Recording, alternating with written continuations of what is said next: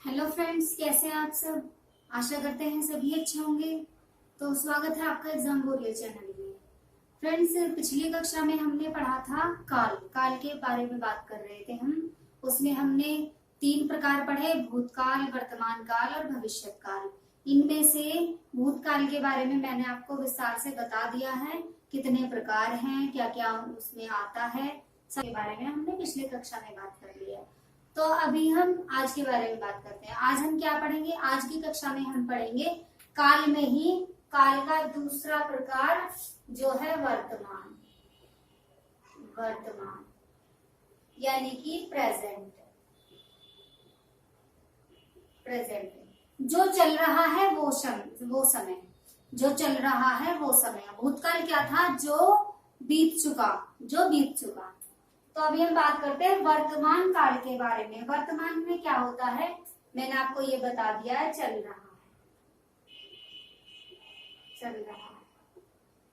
जो चल रहा है वो समय। क्रिया के जिस रूप से कार्य का चल रहे समय में होने का बोध होता है, यानी कि कार्य इसी समय में होगा। तो इसकी परिभाषा तो लिखवाने की जरूरत है नहीं। इतनी बात से आपको समझ में आ जाना चाहिए कि क्रिया का वह रूप जो कार्य का चल रहे समय में होने का बोध कराए, उसे हम क्या कहते हैं? उसे हम वर्तमान काल कहते हैं। इसके प्रकार होते हैं 5। इसके 5 प्रकार होते हैं। पहला कौन सा होता है?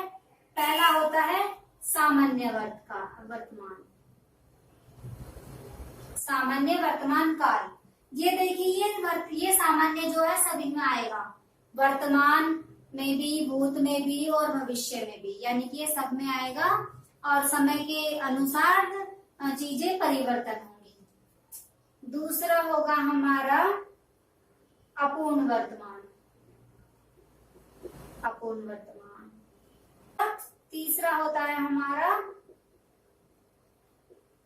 संदिग्ध। चौथा होता है हमारा संभाव्य। और 5वां और अंतिम होता है हमारा अज्ञात वर्तमान। ये भी भूत में भी होता है और भविष्य में भी होता है, ये तीनों में होता है सामान्य। और अगर हम बात करें संदिग्ध भूतकाल में भी आया था और संभाव्य भविष्य में होगा, भविष्य में भी आएगा। ये प्रकार मतलब सेम प्रकार 2 या 3, या तो तीनों में भी आएंगे या फिर 2 में मिलेंगे आपको। ठीक है, तो हम पहले के बारे में बात करेंगे। हम बात करेंगे सामान्य वर्तमान काल के बारे में। सामान्य वर्तमान काल क्या होता है? सामान्य रूप से चलते समय में क्रिया का होना। ये तो इन सभी में ही आएगा। सामान्य रूप से चलते समय में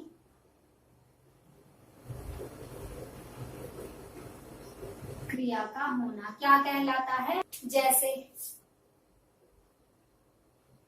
उदाहरण देखिए, जैसे राम किताब पढ़ता है। राम किताब पढ़ता है, यानी कि वह काम कर रहा है। इसमें क्या आएगा? अगर हम इसमें पहचान के लिए लिखें, अगर हम इसे पहचान के लिए लिखें तो इसमें क्रिया में जो आएगा ता है, ते है, ती है। इस प्रकार के अंत में शब्द मिलेंगे। ये चीज हमने देखी इसे पहचानने के लिए, इसकी पहचान करने के लिए। 1-2 उदाहरण और देखो मैं। राजा जयपुर जाता है।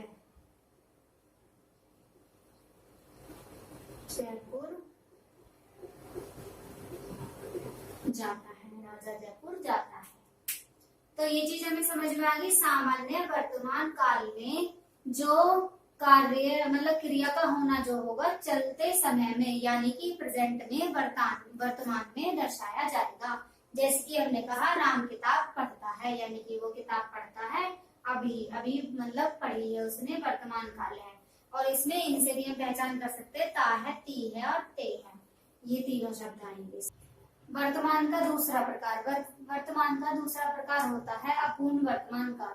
अपूर्ण से हमें पता चल रहा है ये नेगेटिव सेंस देता है, यानी कि पूर्ण नहीं है, कार्य पूर्ण नहीं है, यानी कि कार्य चल रहा है, वर्तमान में कार्य चल रहा है। तो इसमें यही आएगा, चलते समय में, चलते समय में कार्य जारी रहेगा, यानी कि खत्म नहीं होगा, कार्य जारी रहेगा। उदाहरण देखें हम, उदाहरण देखें, राहुल अखबार पढ़ रहा है, राहुल अखबार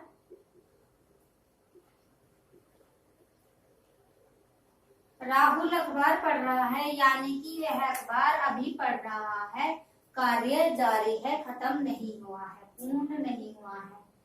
राजा जयपुर जा रहा है।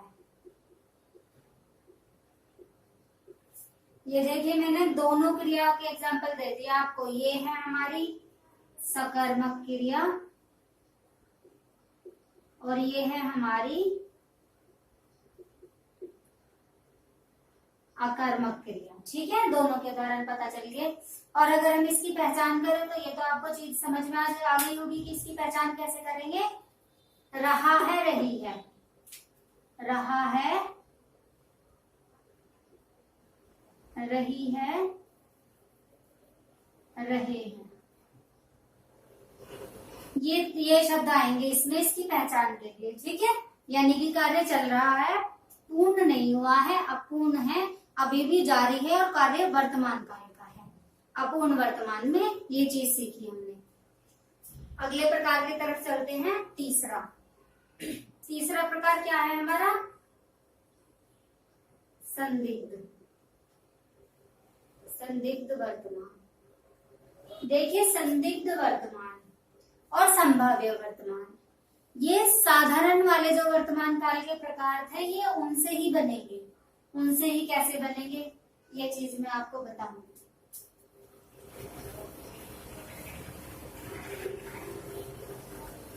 उनसे ही कैसे बनेंगे, लिखो, संदिग्ध वर्तमान। ये हो जाएगा तीसरा प्रकार। दूसरी साइड लिखो, संभाव्य वर्तमान। ये चौथा प्रकार हो जाएगा। अब इनके बारे में बात करेंगे। संदिग्ध वर्तमान तीसरा प्रकार है और वर्तमान काल का संभाव्य वर्तमान चौथा प्रकार है। इनके बारे में बात करेंगे हम। सबसे पहले इसके बारे में बात करेंगे हम। संदिग्ध में जो होता है, संशय की स्थिति होती है, संशय की स्थिति होती है, यानी कि इसमें चीजें क्लियर नहीं होती, साफ साफ नहीं होती। ठीक है, डाउट होता है, संशय होता है। यदि सामान्य वर्तमान काल, जैसे मैंने कहा कि ये दूसरे जो वर्तमान काल के प्रकार है उनसे ही बनेगा। मैंने कहा सामान्य वर्तमान काल, मैंने आपको अभी बताया था सामान्य वर्तमान काल में कि ता है, ती है वाले शब्द आए थे। तो इसमें अगर हम संशय जोड़ दें, प्लस संशय, इसमें अगर हम संशय जोड़ दें सामान्य वर्तमान में, तो क्या निकल के आएगा? तो हमारा संदिग्ध वर्तमान बनेगा, संदिग्ध वर्तमान बनेगा। यानी कि क्रिया जो होगी, फिर से समझिए ध्यान से, क्रिया जो होगी सामान्य वर्तमान काल की होगी। ठीक है, लेकिन उसमें संशय, डाउट वाली चीजें ये जुड़ जाएंगी, तो हमारा वो संभाव्य हो जाएगा। यानी कि वो अगर उसमें वो वाले शब्द ना जोड़े तो वो तो सामान्य ही रह जाएगा वर्तमान काल। अगर उसमें संशय वाले शब्द हम जोड़ दें तो वो हमारा संभाव्य वर्तमान काल बन जाएगा। कैसे? जैसे मैं लिखूं, जैसे मैंने लिखा राम अखबार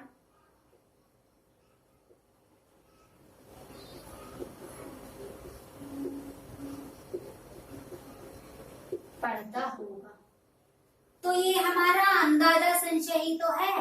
हो भी सकता है पढ़ रहा हो भी सकता है नहीं पढ़ रहा हो।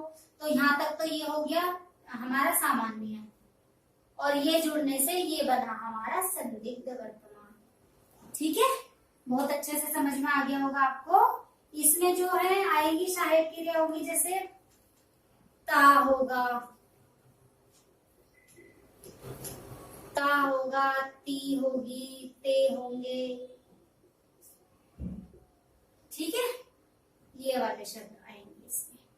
अब बात करते हैं हम संभाव्य। मैंने एक साथ ये इसलिए लिखे हैं क्योंकि एक साथ आप अंतर समझ के भी, मतलब अंतर करके भी इन्हें समझ सकते हैं, और सामान्य से रिलेटेड ही हैं ये दोनों, तो उससे भी आप समझ सकते हैं।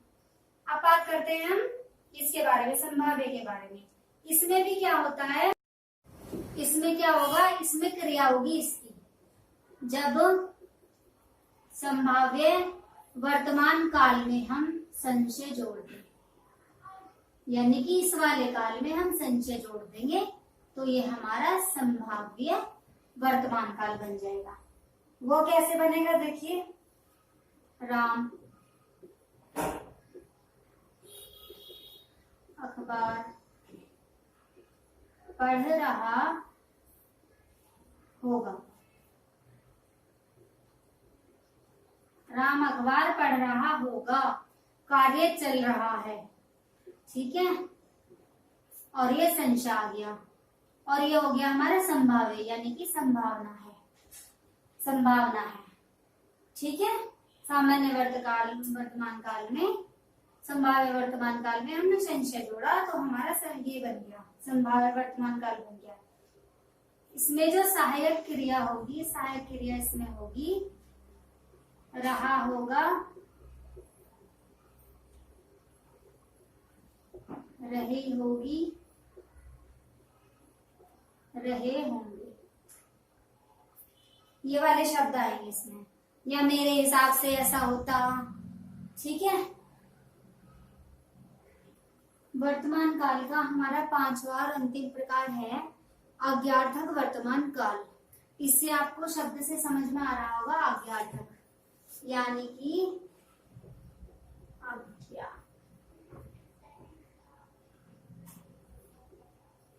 आज्ञा प्लस वर्तमान, यानी कि वर्तमान में दी गई कोई आज्ञा, वर्तमान में दी गई कोई आज्ञा। इसमें क्या होगा, जब वर्तमान काल के साथ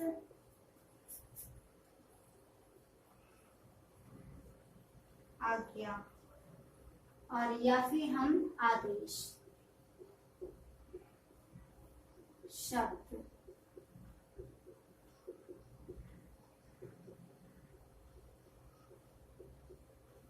वर्तमान काल के साथ आज्ञा या फिर आदेश शब्द जोड़े जाएं, तब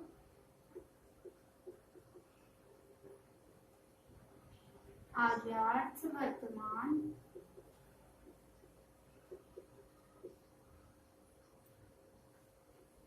काल कहलाता है। कैसे, जब हम किसी को वर्तमान काल में आज्ञा या आदेश देंगे तो वो जो वाक्य होगा वो संपूर्ण वाक्य इसमें इस प्रकार के अंदर आएगा। उदाहरण देखिए, जैसे मैं लिखूं दरवाजा बंद कर दो, दरवाजा बंद कर दो। जैसे कि किसी अध्यापक ने स्टूडेंट से, विद्यार्थी से कहा कि दरवाजा बंद कर दो, तो आदेश भी हो सकती है, आज्ञा भी हो सकती है कि हमारी आज्ञा है ये काम कर लो, या फिर ये हमारा आदेश है। ठीक है, और एक दो उदाहरण और देखें। जैसे हम बोले गीता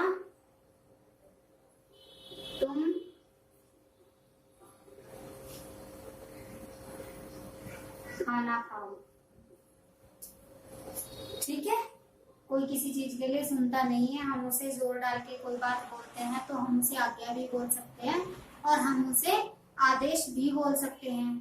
तुम पढ़ लो, तुम पढ़ो,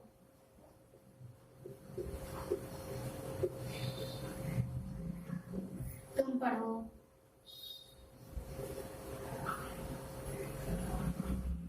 तू नाच, इस तरह के शब्द जो हैं इसमें आएंगे। ठीक है, इसमें आज के लिए इतना ही रखते हैं। भविष्य काल बचा हुआ है, इसका काल में 3 प्रकार थे, हमारा लास्ट प्रकार बचा हुआ है, ये हम कवर करेंगे इससे नेक्स्ट वीडियो में। ठीक है, आशा करते हैं समझ में आया होगा, पढ़ाया हुआ। तो अगर तो चैनल को सब्सक्राइब कीजिए, वीडियो को लाइक कीजिए और ज्यादा से ज्यादा शेयर कीजिए। कोई प्रॉब्लम रहती है तो हमें कमेंट बॉक्स के जरिए बताएं। ठीक है, ठीक है, मिलते हैं अपनी अगली कक्षा में। तब तक के लिए ध्यान रखिए, अपनी पढ़ाई करते रहिए। धन्यवाद।